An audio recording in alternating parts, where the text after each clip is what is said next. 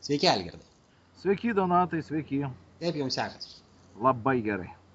Šaunu girdėti. Ir dabar matau internete jūs labai smarkiai paplitusi jūsų seminarą, kaip tapti pinigų magnetu. Ir žmonės dažnai klausinėja, kaip to pinigų magnetų tapti, jeigu mes ir turim už tą seminarą dar sumokėti ir tiek pinigų reikia išleisti. Ką jūs galite apie tai pasakyti? Nu tai va, jeigu pinigai už seminarą čia paskutiniai pinigai, na tai iš tikrųjų, ko gero nereikia tada į seminarą. Tai kad jums reikės, pavalgyti kažką. Bet kai visuomet galvoju apie pinigus, tai aš galvoju, kad turi būti apsikeitimas.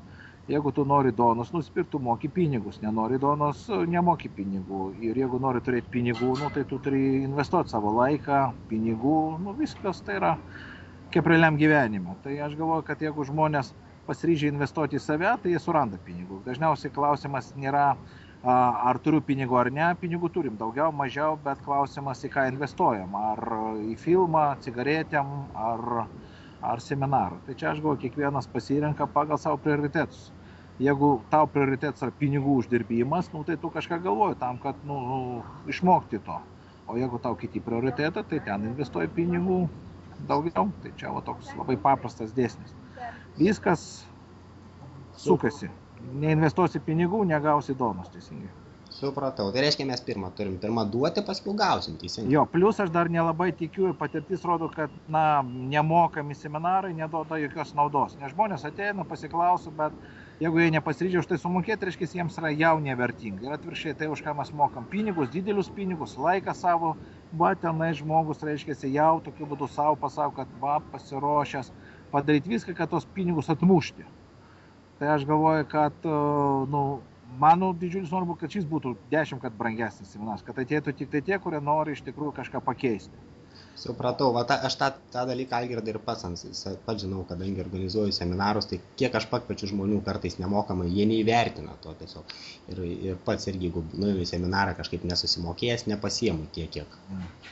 O aš galvoju, kad jau, kai žmogus sumoka pinigus už seminarą skirtą pinigams, tai čia jau pamokos ir prasideda, teisingai, nes jisai turi pinigus ne šiaip išleisti, jis turi investuoti ir investuoti taip, kad tai atsipirktų. Tai aš galvoju, užduotis negalvoti apie tai, kiek kainuoja bilietai, o galvoti apie tai, kaip padaryti, kad tie investuoti pinigai, ar tai 10 litų, ar tai 100 litų atsipirktų. Tai aš galvoju, čia būtų teisingesnis, kaip padaryti, kad po seminarų žmogus jau atmuštų pinigus, ne? Ir per savaitę, per dvigubai, trigubai tiek pasidarytų. O čia jau įdomesnis klausimas. Supratau, aišku. O žiūrėkit, Algirdai, dar kita žmonių dalis man sako, kad, žinai, man jau viskas pozna, kaip sakant, aš jau vyresnis esu ir man jau per vėlu, aš suprantu, jaunimui ten gerai. Aš galvoju, jeigu žmogui jau per vėlų, tai viskas, tai jam tiesiog reikia gauti pinigus, kam laidotuvėms, teisingai. Bet aš galvoju, kad daugelis žmonių, ar jam 60 metų, ar 80, jisai dar juda krūtai ir nori kažką naujo sužinoti. Yra daug žmonių, nedaug labai, bet yra žmonių ir pavyzdžių, kai žmonės 80 metų pradeda verslus, 60 metų, aš galvoju, Lietuvoje aplamai, ko žmogus vyresnis, to jam pinigai ir tampa aktualesni, teisingai, nes iš pensijos tu negali pragyventi. Teisingai. Tai jo, mes kalbėsim apie tai, kad tai ne amžiaus klausimas, tai yra smegenų klausimas. Jeigu tu jau pasenęs būna 25 metų, žmogus jau pasenęs, tai jam jau viskas per vėlu. Tai čia, aš galvoju, ne paso duomenys turi reikšmę, o pasiryžimas. Supratau, tai jeigu rytoj dar mirti nesiruošia, tai dar yra šansų įsigelbėti. Jo, jeigu poryt, galim pagalvoti apie atėjimą, bet jeigu rytoj, gero yra svarbesnių reikalų. Aišku, o ten, Algirdai, skaitant aprašymą, kurį esam patalpinę internete, dažnai dabar per televiziją matos, kad visi skatina ten daug vairiausių finansinių seminarų, planuokite biudžetą. O pas jūs yra tokia tema 1 minutės buhalterija. Gal galim šiek tiek apie ją? Jo, esmė yra tame, kad aš apklausiau labai daug turtingų žmonių ir klausiau, ar jie mėgsta vesti biudžetus, ar jie kiekvieną dieną sėdi po 2-3 valandas suvedinėjęs tas pinigų, ten tas visus srautus. Nemačiau nei vieno, kuris pasakytų, taip, tai yra mano aistra. Dažniausiai tų žmonių, kurio aistra yra biudžetus dėlioti, jie dirba buhalteriais. Pas tos, kurie dirba savo verslą ir jie samdo tos, kurios mėgsta skaičiuoti. Mano patirtis rodo, ir aš asmeniškai, pavyzdžiui, nemėgstu skaičiuoti pinigų. Ir aš galvoju, kad žmogų žymiai svarbiau ne išmokti daug technikų, arba nesudėtingus buhalterijos, o suprasti, kad aplamai pinigai tai yra 80% psichologijos, tik tai 20% technika. Galima 1000 vadovėlių nusipirkti apie tai, kaip vesti buhalteriją, bet jeigu viduje nėra kažkokio tokio cinkelio, kad pradėti aplamai žiūrėti savo pinigus kitom akim, tai nieks nepasikeis. Tai aš galvoju, žmogus prieš tai, kaip mokytis bet kokios buhalterijos, bet kokių finansinių strategijų, investicijų, tai už savo klausimą atsakyti.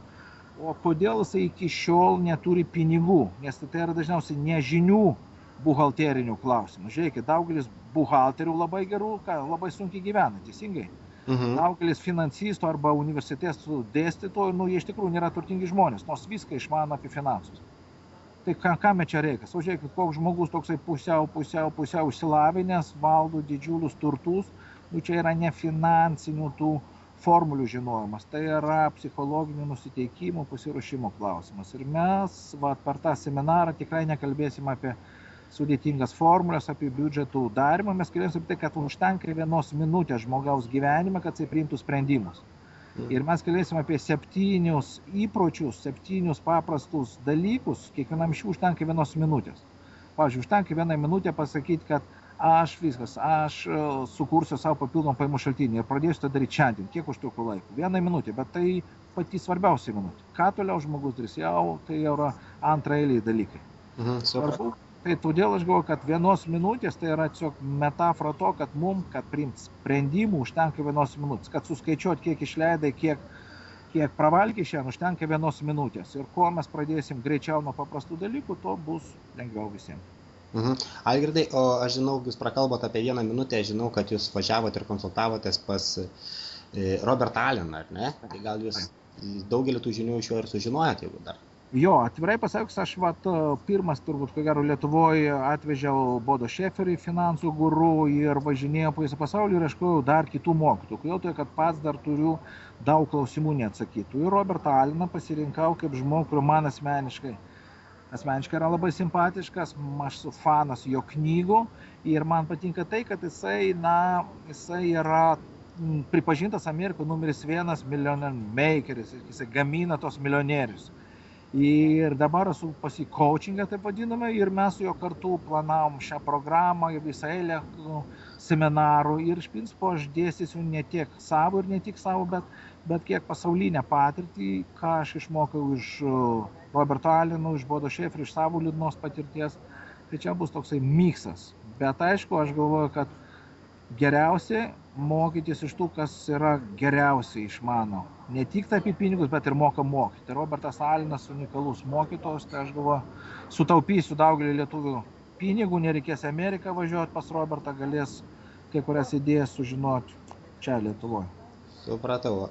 Tai ką, Algirdai, jeigu dar taip reziumuojant, gal kodėl žmonės turėtų ateiti į tą seminarą? Aš galvoju taip, žiūrėkit, pirmas klausimas. Žmogus turi atsakyti klausimą, ar jisai turi tiek pinigų, kiek nori. Jeigu turi tiek, kiek nori, daugiau nenori, viso gero, aleliuja, jam nieks, viskas, sėkmės jam.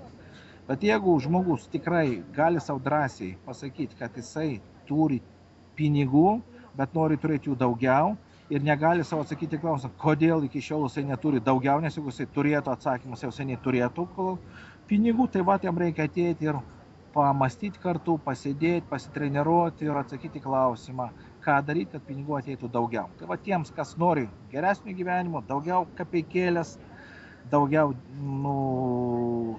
pinigų šaltinių į savo gyvenimą, nes turi ateiti tenais. Visiems kitiems reikia televizorių žiūrėti. Supratau. Tai ką, Algirdai, labai ačiū Jums, tai susitiksim seminaruose. Jo, susitiksim iki, visiems sėkmės.